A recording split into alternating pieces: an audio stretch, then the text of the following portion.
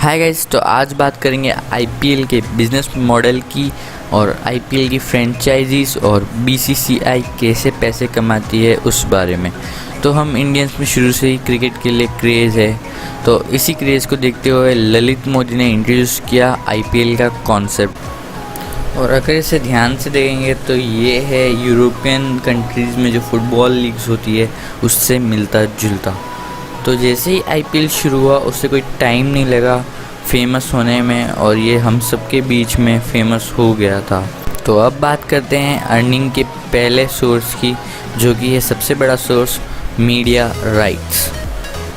तो media rights में अगर किसी भी ब्रॉडकास्टर को आईपीएल टीवी पे शो करना है तो उससे बीसीसीआई को पैसे देने होते हैं, तभी वो शो कर सकता है। तो ये मीडिया राइट्स 2008 से लेकर 2017 तक थे सोनी टीवी के पास और अब खरीद लिए हैं स्टार स्पोर्ट्स ने, और ये खरीदे गए थे 16,347 करोड़ रुपीज़ में।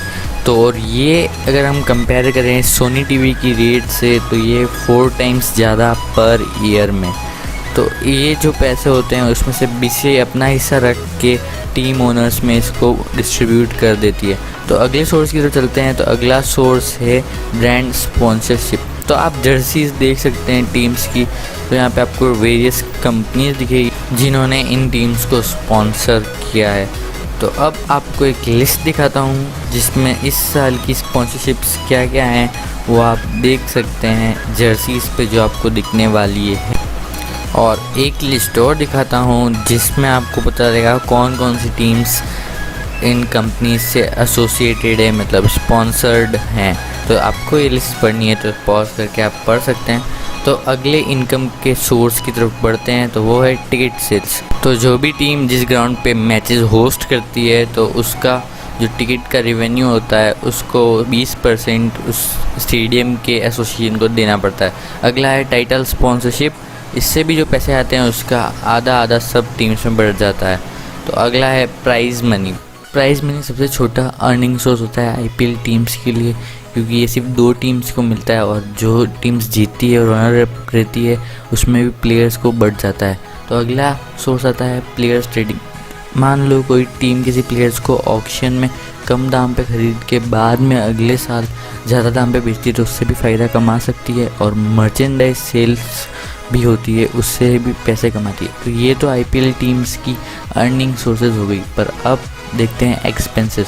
तो सबसे बड़ा एक्सपेंस जो होता है आईपीएल टीम का वो होता है उनका रेवेन्यू का 20% उनको देना पड़ता है बीसीसीआई को। तो इसके अलावा भी बहुत सारे एक्सपेंसेस होते हैं आईपीएल टीम्स के, जो कि आप देख पा रहे हैं अपनी स्क्रीन पे, जैसे कि एडवर्टाइजमेंट, अपनी खुद की ब्रांड वैल्यू बढ़ाने की, ताकि अगली बार वो ज़्यादा पैसे कमा पाए। ये सब एक्सपेंसेस मिला के अगर इनको टोटल कहें तो ये होते हैं 130 to 160 करोड़। और केकेआर फाइनेंशियली आईपीएल में सबसे ज़्यादा परफॉर्म करती है, तो उसका 2017 का प्रॉफिट देखें तो वो है 20 करोड़। अगर इस प्रॉफिट को हम यूरोपियन फुटबॉल लीग की किसी ऑर्गेनाइजेशन चेल्सा से कंपेयर करते हैं तो ये बहुत ही बड़ा डिफरेंस आता है। पर अब आईपीएल टीम्स का रिवेन्यू और प्रॉफिट दोनों ज़्यादा होने लगा है, क्योंकि टाइटल स्पॉन्सरशिप और मीडिया राइट्स बहुत ज़्यादा बढ़ चुके हैं, जिस वजह से टीम्स का प्रॉफिट भी बढ़ रहा है। पर हर फ्रेंचाइजी प्रॉफिट में नहीं चलती। जैसे डेक्कन चार्जर्स को बहुत ज़्यादा लॉस हो रहा था तो उनके ओनर्स ने उसे सेल कर दिया। और अगर कोई टीम प्रॉफिट नहीं बना पाती तो वो एडवर्टाइजिंग पे ज़्यादा देता है, जैसे कि मुकेश अंबानी की मुंबई इंडियंस, जिस पे खुद ही जियो का सबसे ज़्यादा एडवर्टाइजमेंट रहता है। तो गाइस यही था आईपीएल के बिजनेस मॉडल के बारे में। थैंक्स।